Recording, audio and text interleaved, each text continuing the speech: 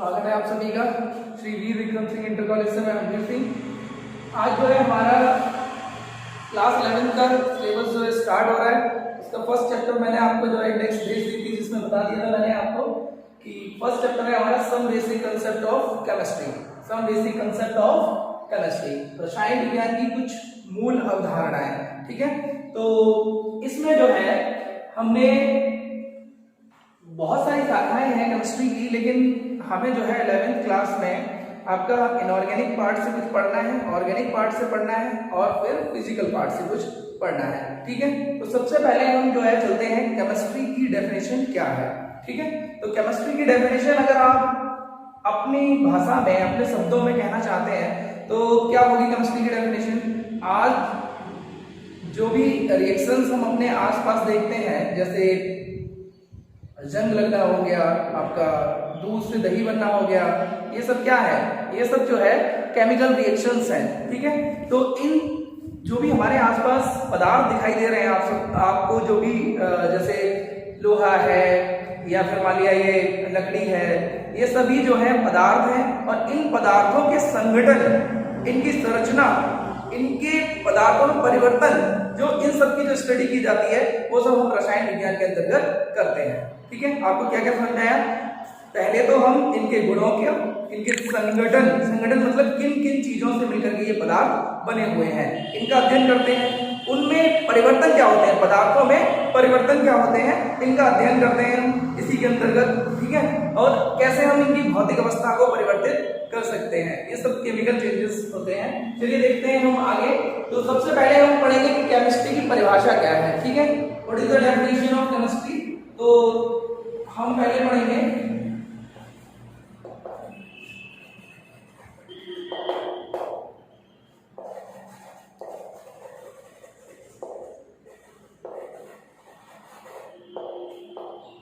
Definition of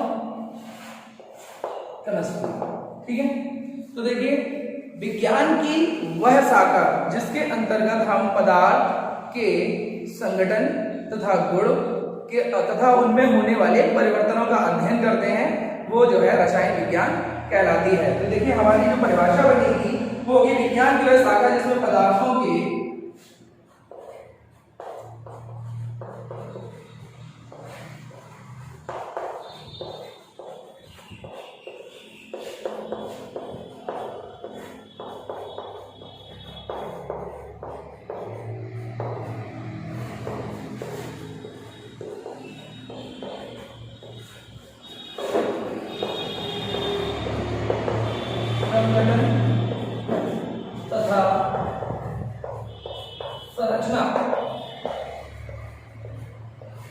संगठन तथा संरचना, संगठन हम बोलते हैं कंपोजिशन और संरचना को बोलते हैं स्ट्रक्चर। ठीक है,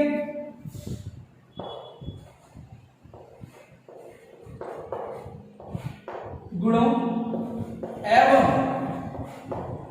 उनमें होने वाले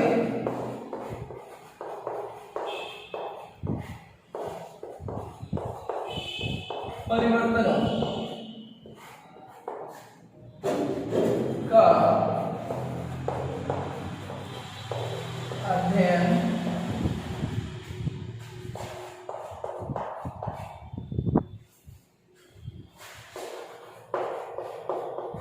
करते हैं रसायन विज्ञान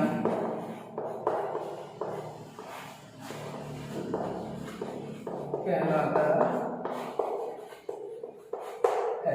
ठीक है, तो देखिए, हमने परिभाषा लिखी, विज्ञान की वह शाखा जिसमें पदार्थों के संगठन तथा संरचना, गुणों एवं उनमें होने वाले परिवर्तनों का अध्ययन करते हैं, वह जो है रसायन विज्ञान कहलाता है।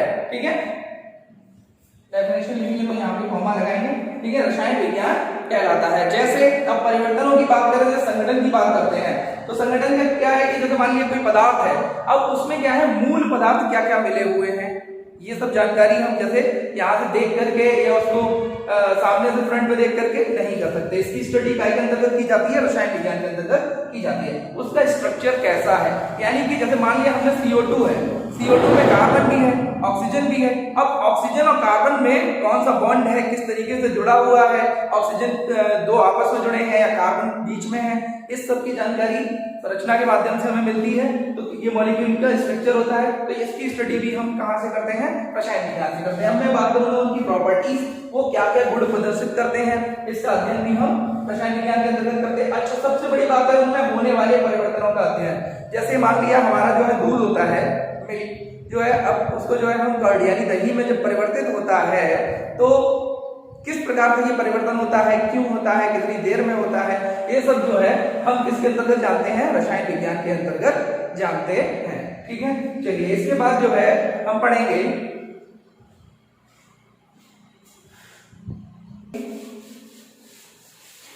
Branches of chemistry. केमिस्ट्री की कितनी शाखाएं हैं और उनके अंतर्गत क्या क्या अध्ययन किया जाता है। तो देखिए सबसे पहले हम जो है डालेंगे ब्रांचेज ऑफ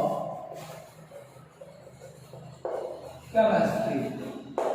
केमिस्ट्री की कितनी शाखाएं हैं और उनके अंतर्गत हमें क्या क्या पढ़ना होता है। ठीक है, तो चलिए देखिए सबसे पहला जो है हम जो मेन बेसिक पार्ट है वो हम अभी पढ़ ले रहे हैं। देखिए सबसे पहला है आपका अकार्बनिक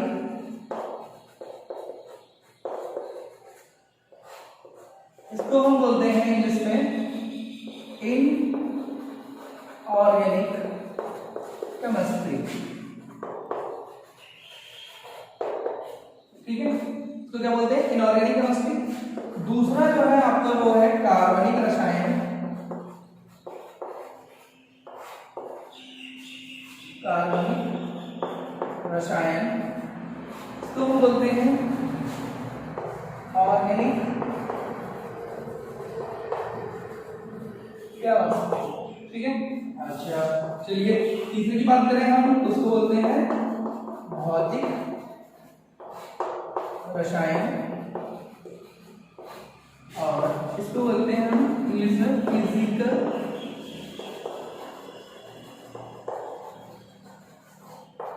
केमिस्ट्री। ठीक है, अच्छा देखिए ये तीन जो है वो आपके बेसिक पार्ट है। रसायन विज्ञान के अंतर्गत तो बहुत सारी शाखाएं हैं जिनका हमें अध्ययन करना होता है, लेकिन वो थोड़ा सा ब्रॉड लेवल पे जब हम आगे पढ़ते हैं तो हम उनका अध्ययन अलग अलग शाखाओं में करते हैं। लेकिन अभी जो है बेसिकली हमारा 12th स्टैंडर्ड पे जो है हमें तीन शाखाओं के बारे में अध्ययन करना है, जो कि कार्बनिक रसायन हो गया, एक कार्बनिक रसायन हो गया और ये भौतिक रसायन हो गया। ठीक है, इन तीनों रसायन में क्या क्या करते हैं, किन किन की स्टडी होती है वो मैं अभी आपको बताऊंगा, लेकिन उससे पहले मैं सभी पार्ट बता देता हूँ इसके क्या क्या और पार्ट होते हैं।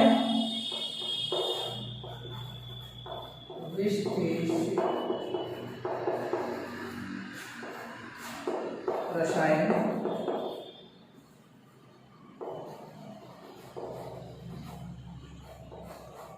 ठीक है, इसको बोलते हैं एनालिटिकल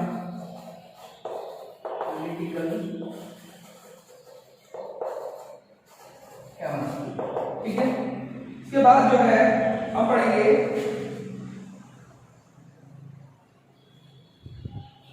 औद्योगिक रसायन।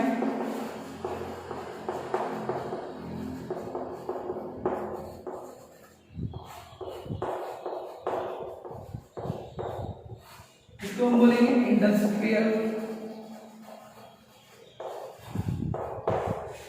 केमिस्ट्री। Industrial chemistry. ठीक है, अच्छा चलिए 6 जो है नंबर हमारा वो है जी रसायन। इसको हम बोलते हैं वायु केमिस्ट्री। ठीक है, चलिए इसके बाद जो है हमारा वो है आपका कृषि रसायन।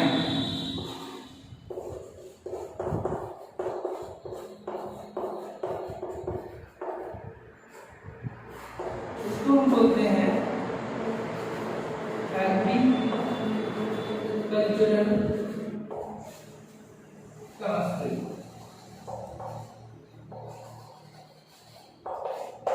चलिए मैं थोड़ा सा आपको जो है इसके बारे में बता देता हूँ कि कौन से केमिस्ट्री में हमें क्या क्या जो है पढ़ना होगा। तो देखिए, अगर मैं बात करूँ अकार्बनिक रसायन की, तो अकार्बनिक रसायन में उन सभी तत्वों के यौगिकों का अध्ययन किया जाता है कार्बन को छोड़ करके। कार्बन को छोड़कर या कार्बनिक यौगिकों को छोड़कर जितने भी तत्व या यौगिक हैं उनका अध्ययन हम इनऑर्गेनिक केमिस्ट्री में करते हैं। ठीक है, चलिए उसके बाद में हम अगर बात करें ऑर्गेनिक केमिस्ट्री यानी कार्बनिक रसायन की, तो कार्बनिक रसायन में हम कार्बन तथा उससे निर्मित यौगिकों का अध्ययन करते हैं। वो कैसे बनते हैं, उनकी केमिकल प्रॉपर्टीज क्या है, या उनके प्रिपरेशन मेथड्स क्या है ना, और उनके यूजेस क्या है, या बाकी सब रिएक्शंस को पढ़ते हैं ऑर्गेनिक केमिस्ट्री में। अगर हम बात करें फिजिकल केमिस्ट्री की, तो देखिए इसमें क्या होता है, जितने भी रूल्स और प्रिंसिपल जो भी बनाए जाते हैं केमिकल रिएक्शंस को लेकर के, वो सभी इसी के अंतर्गत जो है हम स्टडी करते हैं। जैसे कोई भी रिएक्शन होती है तो उसका वेग क्या होगा, कितनी देर में होगी, यानी जितनी भी फिजिकल प्रॉपर्टीज जो है वो केमिकल रिएक्शंस पे लगा दी जाती हैं। जैसे ये सॉलिड स्टेट में है, लिक्विड स्टेट में कितनी देर में जाएगा, एटसेट्रा। ठीक है, तो ये जो है हम फिजिकल केमिस्ट्री में पढ़ते हैं। अब हम बात करेंगे विश्लेषित रसायन में क्या होता है। विश्लेषित रसायन जो है किसी भी मॉलिक्यूल्स या सब्सटेंस के अंदर कौन कौन से एलिमेंट हैं इनकी पहचान करते हैं, आप उनको डिटरमाइन करते हैं कि भाई इसके अंदर नाइट्रोजन है, सल्फर है, या फिर वगैरह वगैरह जो भी सही है ना, तो उनका जो है हम अध्ययन करते हैं विश्लेषित रसायन के अंतर्गत। अब हम बात करेंगे औद्योगिक रसायन की। ये तो आप समझ ही रहे होंगे, इंडस्ट्रियल केमिस्ट्री। इंडस्ट्रियल केमिस्ट्री में क्या होता है आप समझ ही रहे हैं, औद्योगिक मतलब उद्योग के लिए जो हम रसायन का प्रयोग करें वो औद्योगिक रसायन हो गया। जैसे हमें कोई पदार्थ जो है वो बहुत ज्यादा एक्सटेंड में बनाने, बहुत ज्यादा मात्रा में बनाने होते हैं, तो उनको बनाने के लिए मतलब इतना आसान प्रोसेस और सस्ता प्रोसेस हमें इस्तेमाल करना होता है केमिस्ट्री के जरिए, जिनको हम ट्रेडिशनल के लिए मतलब व्यापार के लिए इस्तेमाल करते हैं जिन पदार्थों को। ठीक है, तो उनको जो है हम औद्योगिक रसायन के अंतर्गत पढ़ते हैं। जब किसी पदार्थ को अधिक मात्रा में बनाना होता है तो हम वो जो है रसायन विज्ञान के माध्यम से बनाते हैं, और जिस शाखा के अंतर्गत इसका अध्ययन होता है उसको हम औद्योगिक रसायन कहते हैं। ठीक है, चलिए नेक्स्ट जो है हमारा जीव रसायन, बायोकेमिस्ट्री। बायोकेमिस्ट्री में क्या होता है कि हमारे जितने भी जीवधारी हैं, जितने भी जीवधारी हैं हमारे जीव जगत में, उन सभी के बॉडी में जो भी क्रियाएं होती हैं, केमिकल रिएक्शंस होती हैं, वो सब हमारी जीव रसायन के अंतर्गत करी जाती हैं। ठीक है, अच्छा अब हम जो है पढ़ेंगे एग्रीकल्चरल केमिस्ट्री यानी कृषि रसायन। तो इसमें आप जानते हो जो भी है हम अपने कृषि में जो रसायन का इस्तेमाल करते हैं कृषि में, उसको जो है हम एग्रीकल्चरल केमिस्ट्री कहते हैं। जैसे हम उर्वरक बनाते हैं, खाद जिसको आप जानते हैं, खाद जैसे यूरिया हो गया आपका, डीएपी ये सुना होगा आपने, ये सब उर्वरक होते हैं, फर्टिलाइजर जिनको बोला जाता है, और ये सब जो है केमिस्ट्री यानी रसायन विज्ञान के द्वारा ही संभव हो पाया है। और जिस शाखा के अंतर्गत इनका अध्ययन किया जाता है उसको हम बोलते हैं कृषि रसायन। ठीक है, क्या बोलते हैं, कृषि रसायन। ठीक है, चलिए अब हम आगे बढ़ेंगे।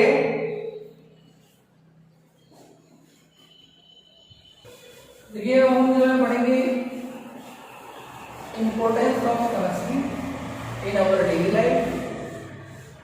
डेली लाइफ में जो है केमिस्ट्री का क्या इंपॉर्टेंस है, क्योंकि सबसे पहले आप जब कभी इंटरेस्ट लेंगे पहले हमें मालूम तो होना चाहिए कि केमिस्ट्री का इंपॉर्टेंस क्या है, यानी महत्व हमारे दैनिक जीवन में केमिस्ट्री का क्या महत्व है। ठीक है, तो चलिए सबसे पहले जो है हम डालते हैं इंपॉर्टेंस ऑफ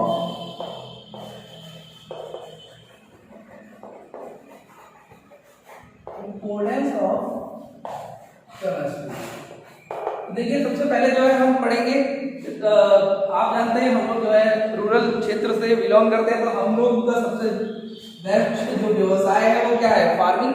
तो जो है कृषि के क्षेत्र में क्या उपयोग है, ठीक है, तो हम लेकिन कृषि क्षेत्र में मैं आपको बता चुका हूँ उर्वरक, ठीक है, और कीटनाशी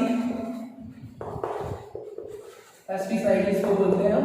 ठीक है, ये सब जो है किसके द्वारा बने हैं या इनका उपयोग हम कहाँ से कर पा रहे हैं, केमिस्ट्री की वजह से कर पा रहे थे। ये बहुत ही एक यूज है आपका, मेजर यूज मान लें आप किसका, केमिस्ट्री का। ठीक है, चलिए और जो है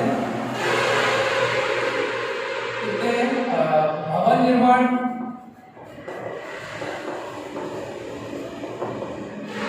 या सड़क निर्माण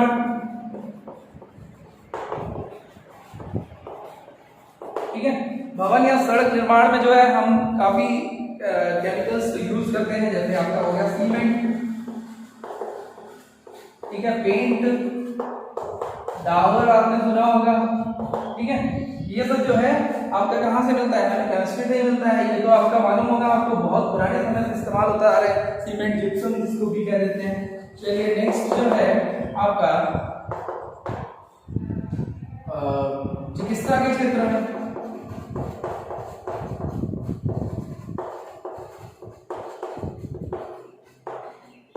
ठीक है, कृषि हो गया आपका, भवन निर्माण और सुंदरता प्रसाधन,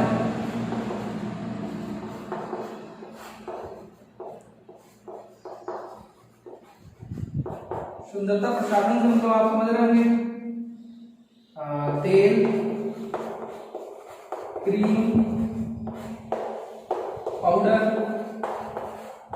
एल्बम बोलते हैं इसको, बहुत सारी चीजें हैं, नेल पॉलिश इत्यादि, ठीक है। ये सब जो है सुंदरता के प्रसाधन है, इनका भी उपयोग जो है हम करते हैं, ठीक है। ईंधन की बात कर लेते हैं हम, तो ईंधन में आपका पेट्रोल, डीजल, मिट्टी का तेल,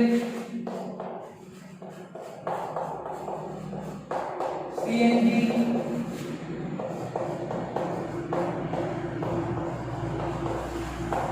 इत्यादि। अब बहुत सारे जो है फ्यूल हमें कहाँ से मिलते हैं, केमिस्ट्री से ही मिलते हैं। और इनका जो है आप जानते होंगे प्रवाही आचमन से ही जो हम कच्चा माल निकालते हैं, फिर उसका प्रवाही आचमन करते हैं, वो भी एक रासायनिक प्रोसेस होता है। उसके अंतर्गत हमें पेट्रोल, डीजल, मिट्टी का तेल या सीएनजी इत्यादि जो है, सीएनजी सॉरी उससे नहीं प्राप्त होता है, ये अलग तरीका है, गैसों का मिश्रण बनाया जाता है। लेकिन ये जो है आपके डीजल, पेट्रोल, मिट्टी का तेल और भी सारे जो है तेल या फ्यूल जो है हमें उससे प्राप्त होते हैं। कहने का मतलब जो है ये जो है इंपॉर्टेंस आप समझ रहे होंगे कि आज जो है जितने भी वाहन वगैरह इत्यादि जो भी चल रहे हैं, पेट्रोल, डीजल इत्यादि से चल रहे हैं, तो ये बहुत ही बड़ा उपयोग हो गया केमिस्ट्री का, ठीक है। चलिए और भी सारे यूजेस हैं, जैसे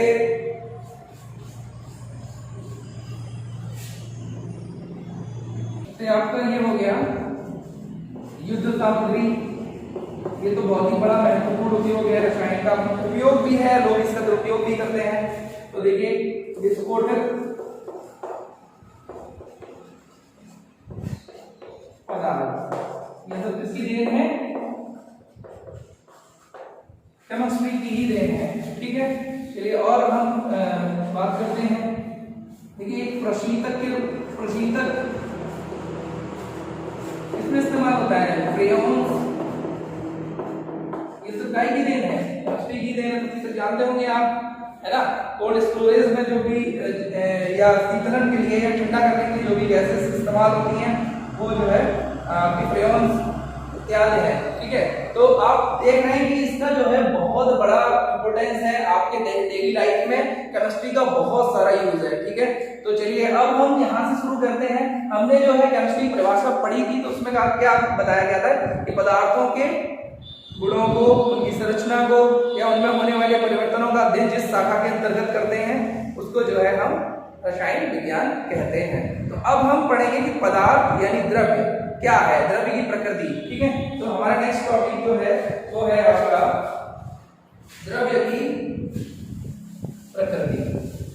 द्रव्य क्या है, सबसे पहले तो पदार्थ या द्रव्य जो है वो क्या है ये जानते हैं हम, थोड़ा बेसिक से लेके चल रहे हैं आप 11th स्टैंडर्ड में, इसलिए ठीक है।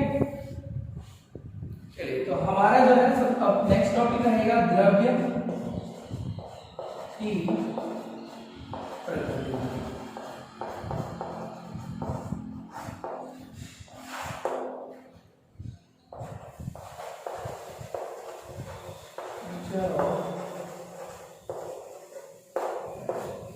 ठीक है, चलिए तो द्रव्य की प्रकृति देखिए, द्रव्य क्या है। वैसे देखा जाए अगर द्रव्य की परिभाषा लिखी जाए तो हम क्या कहेंगे कि कोई भी वस्तु जो स्थान घेरती है और जिसमें कहीं ना कुछ द्रव्यमान होता है, तो वो सभी क्या कहलाएंगे? पदार्थ कहलाएंगे। जैसे आपका वायु हो गया, जल हो गया, या पुस्तक हो गई, ये मोबाइल हो गया, बोर्ड हो गया, ये सब क्या है? ये सब वस्तुएं हैं जिनको हम क्या कहते हैं? पदार्थ कहते हैं। ठीक है, तो कोई भी वस्तु जो स्थान घेरती है अथवा उसमें द्रव्यमान होता है, वो सभी क्या कहलाते हैं? पदार्थ कहलाते हैं। ठीक है, तो चलिए लिखेंगे कोई भी वस्तु जो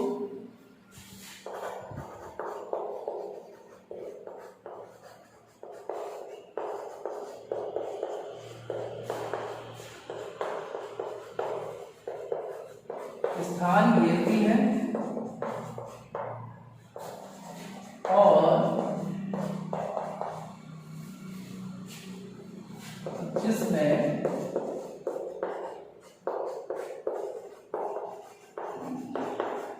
द्रव्यमान होता है, पदार्थ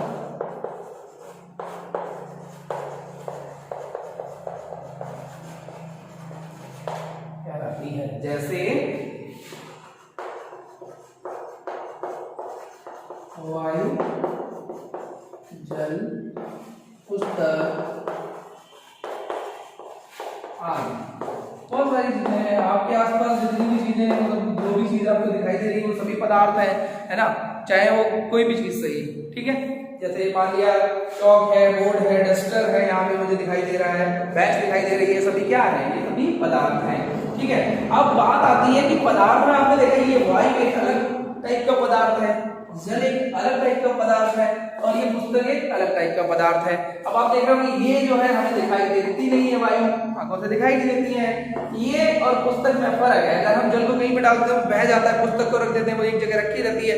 यानी कि पदार्थ की भी कुछ अलग अलग अवस्थाएं हैं, अलग अलग स्टेट में रहता है पदार्थ, है ना, इससे ये प्रूव हो रहा है। तो इससे अब हम क्या करेंगे? तो हम इसको जो है क्लासिफाई करेंगे कि इनकी फिजिकल स्टेट कितनी है और क्या क्या है, उनकी प्रॉपर्टीज क्या क्या है। तो अगला हमारा टॉपिक क्या हो रहा है? अगला टॉपिक हमारा तैयार हो रहा है कि द्रव्य की जो है अवस्थाएं कितनी है, या किन किन स्टेट में जो है आपका द्रव्य एग्जिस्ट करता है। तो हम अगला जो है इसमें डालेंगे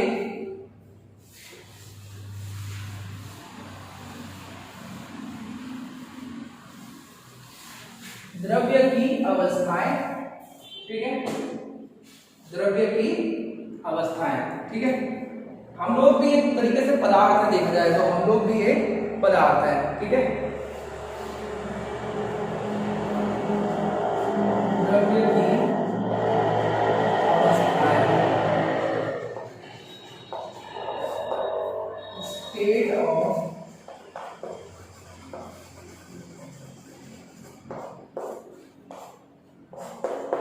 मैटर। तो there are 3 state of matter. कौन सी आप जानते हैं? तो हो गई आपकी ठोस, द्रव, गैस। पदार्थ की 3 भौतिक अवस्थाएं हैं, तो बोलते हैं सॉलिड, लिक्विड और ये हो गई आपकी गैस। यहां पर एक चीज ध्यान दीजिएगा, द्रव्य आपका मैटर यानी सब्सटेंस, पदार्थ के लिए बोला गया है। द्रव जो होता है वो आपका लिक्विड, यानी कि जो द्रव है वो द्रव्य की एक अवस्था है। यहाँ पे ये ध्यान रखिएगा, द्रव और द्रव्य में लोग जो है कंफ्यूज हो जाते हैं, तो ऐसा नहीं करना है, आपको समझ लेना है कि द्रव जो है वो द्रव्य की एक अवस्था है। ठीक है, चलिए अब हम जो है थोड़ा सा इनको जो है आपको डीपली समझाते हैं कि ठोस, द्रव, गैस में क्या क्या फर्क होता है, इन दोनों में क्या क्या इनकी प्रॉपर्टी है तीनों में, है ना। तो देखिए सबसे पहले मैं जो है इनके मॉलिक्यूल्स किस हिसाब से सॉलिड, मान लिया ये सभी पदार्थ हैं तो ऑब्वियसली कणों से मिलकर बने होंगे। अब इनके कण जो है किस तरीके से एग्जिस्ट करते हैं, किस फॉर्म में रहते हैं, वो मैं यहाँ पे आपको दिखाऊंगा। तो देखिए अगर मैं बात करूं ठोस की,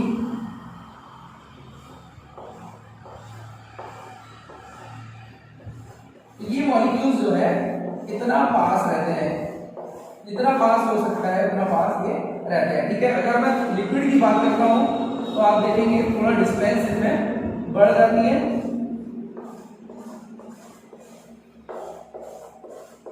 ठीक है, चलिए, और अगर हम गैस की बात करते हैं तो इनमें बहुत ज्यादा डिस्टेंस होती है। ठीक है, इनके बीच में जो डिस्टेंस होती है इसको जो है हम बोलते हैं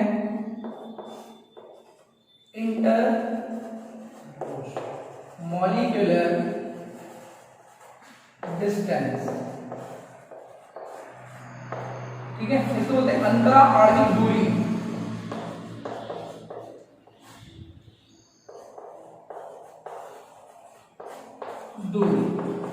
ठीक है। अच्छा, अब बात आती है इनके बीच में एक फोर्स भी लगता है। आप जानते हैं दो पार्टिकल जो होते हैं, दो कण आपस में एक दूसरे को अट्रैक्ट करते हैं, उस अट्रैक्शन फोर्स को बोला जाता है इंटरमॉलिक्यूलर फोर्स। ठीक है, इनके बीच में जो फोर्स ऑफ अट्रैक्शन है, फोर्स ऑफ अट्रैक्शन जो लगता है उसको हम क्या बोलते हैं, उसको बोलते हैं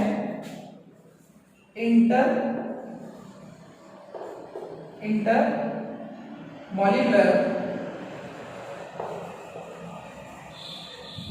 फोर्स। ठीक है, इंटरमॉलिक्यूलर फोर्स। अब आप जानते हैं कि इंटरमॉलिक्यूलर डिस्टेंस जो होती है इनवर्सली प्रोपोर्शनल होती है इंटरमॉलिक्यूलर फोर्स के। देखिए ध्यान से सुनेंगे, जितना ज्यादा दूरी बढ़ती जाएगी उनके बीच में फोर्स उतना ही कम होता चला जाएगा। आप जानते हैं ग्रेविटेशनल लॉ जो है, गुरुत्वाकर्षण का जो नियम क्या है, G = होता है आपका m1 × m2/r²। यानी कि देख रहे हैं आप, जो फोर्स लग रहा है वो आपका फोर्स जो है वो इनवर्सली प्रोपोर्शनल है डिस्टेंस के, डायरेक्टली प्रोपोर्शनल है मास के। ठीक है, तो यहां से ये प्रूव हो रहा है कि दूरी जितनी ज्यादा बढ़ेगी फोर्स उतना ही कम होगा। ठीक है, आपको बात समझ में आ रही है? चलिए, तो यहां से हम ये देखेंगे कि सबसे ज्यादा फोर्स, मॉलिक्यूलर फोर्स जो होता है वो किन के बीच में होगा, यहां पर होगा, क्योंकि डिस्टेंस यहां पे सबसे कम है। ठीक है, अब अभी अगर हम एक ग्राफ बनाते हैं, चलिए मैं इसको नोट कर लीजिए, मैं थोड़ा और एक्सप्लेन करता हूं। अगर हम इनका ऑर्डर देखते हैं तो देखिए, अगर मैं बात करूं इंटरमॉलिक्यूलर डिस्टेंस की, इंटरमॉलिक्यूलर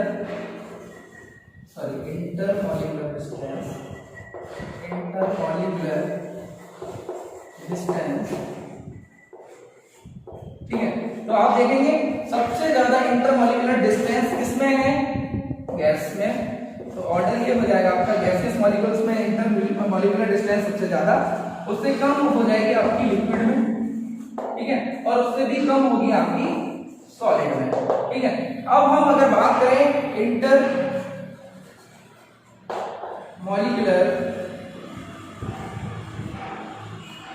फोर्स, अगर हम इनके बीच में फोर्स किसमें ज्यादा लगेगा वो देखें, तो जैसा कि मैंने आपको वहां पे दिखाया कि डिस्टेंस जिसमें ज्यादा होती है फोर्स उसमें कम लगता है, जिसमें डिस्टेंस कम होगी फोर्स वहां पे ज्यादा होगा। तो ऑब्वियसली अगर इसका ऑर्डर देखा जाए तो क्या हो जाएगा, सॉलिड में सबसे ज्यादा फोर्स लगेगा, सॉलिड की जो मॉलिक्यूल्स हैं उनके बीच में सबसे ज्यादा फोर्स लगेगा, उससे कम लगेगा लिक्विड में, और उससे भी कम लगेगा आपका गैसेस मॉलिक्यूल्स में। ठीक है, तो ये जो है इनकी डेफिनेशन अगर मैं कहूं इंटरमॉलिक्यूलर डिस्टेंस और इंटरमॉलिक्यूलर फोर्सेस के आधार पर हो गई है। ठीक है, अब हम इनकी जो है डेफिनेशन इसी बिहाफ पर एक और तरीके से कर सकते हैं, एक डेफिनेट वॉल्यूम और शेप के आधार पे। ठीक है, तो अगर हम बात करें वॉल्यूम और शेप की, तो देखेंगे आप ध्यान से इसको नोट कर लीजिएगा आप लोग।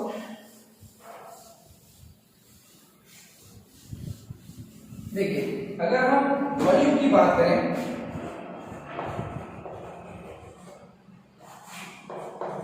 वॉल्यूम, तो देखिए आप इसका कैसा होगा वॉल्यूम, इसका वॉल्यूम बिल्कुल डेफिनेट होगा। क्यों? क्योंकि इनके बीच में डिस्टेंस तो है नहीं है। अगर हम इसको कंप्रेस भी करते हैं, ये ज्यादा कंप्रेस करते हैं, तो क्या होगा कि ये जो है कहीं ना कहीं वॉल्यूम उतना ही रखेगा। अगर हो सकता है ऐसा है, ज्यादा प्रेस करेंगे तो हो सकता है दूसरा हो जाए, लेकिन बिल्कुल जो है इसका वॉल्यूम कैसा रहेगा, डेफिनेट रहेगा। ठीक है, डेफिनेट वॉल्यूम रहेगा इसका भी वॉल्यूम जो है डेफिनेट रहेगा।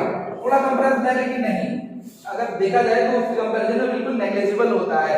अगर हम इसकी बात करें तो इसका जो है वॉल्यूम जो है डेफिनेट नहीं होता है, तो यहाँ पर हम लिखेंगे नॉट डेफिनेट। ठीक है, यानी निश्चित नहीं होता है। इन दोनों का वॉल्यूम यानी कि आयतन इन दोनों का कैसा होता है, डेफिनेट होता है, और इसका नॉट डेफिनेट मतलब कि निश्चित नहीं होता है। अब अगर हम बाकी शेप की बात करें, शेप, ठीक है, ये मतलब कि आकार। अब आकार की बात करें तो इसका तो डेफिनेट रहता ही सॉलिड ही है, या कहीं पे भी डाल दो।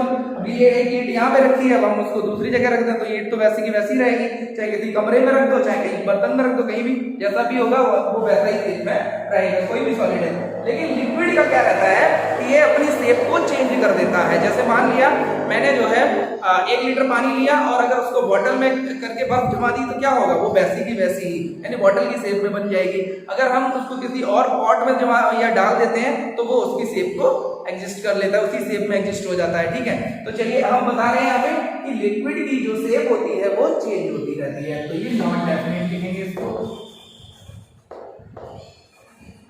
ठीक है, अब इसकी गैस की तो वो तो आप जानते ही हैं, इसका तो बिल्कुल भी डेफिनेट नहीं होता है। अगर मान लिया हम जो है यहाँ पर आपने देखा होगा कि गैस का कहीं से भी लीकेज होता है तो वो आपके पूरे वायुमंडल में फैल जाती है और बिल्कुल समान रूप से फैल जाती है। तो कहने का मतलब अभी छोटे से बलून में थी और हमने अगर मान ली बलून में गैस भरी हुई है और हम उसको छोड़ देते हैं तो क्या होता है, वो बहुत बड़े आकार में आ जाती है। इसी प्रकार से जो है हम कह सकते हैं कि इसका जो है कोई भी शेप या वॉल्यूम डेफिनेट नहीं होता है, इसका भी वॉल्यूम जो है डेफिनेट नहीं होता है। तो हमने यहाँ पर अभी द्रव्य की अवस्थाओं के बारे में 3-4 चीजें जान ली। सबसे पहला अगर हमने इनकी इंटरन्यूक्लियर डिस्टेंस की बात करी, इंटरमॉलिक्यूलर डिस्टेंस, ठीक है, और हमने इनके बीच में लगने वाले फोर्स की बात करी। ठीक है, तो हम अगर डिफाइन करना चाहें तो इन चारों पॉइंट्स को लेकर के हम डिफाइन कर सकते हैं कि सॉलिड लिक्विड गैस में क्या क्या फर्क होता है, इनकी क्या क्या प्रॉपर्टीज होती हैं, वो भी और आगे हम पढ़ेंगे। ठीक है, आप लोगों को इसका यहाँ तक का जो भी वीडियो है आपको इसका नोट्स बना लेना है। ठीक है, नेक्स्ट वीडियो में जो है हम इससे आगे की बातों को पढ़ेंगे। धन्यवाद।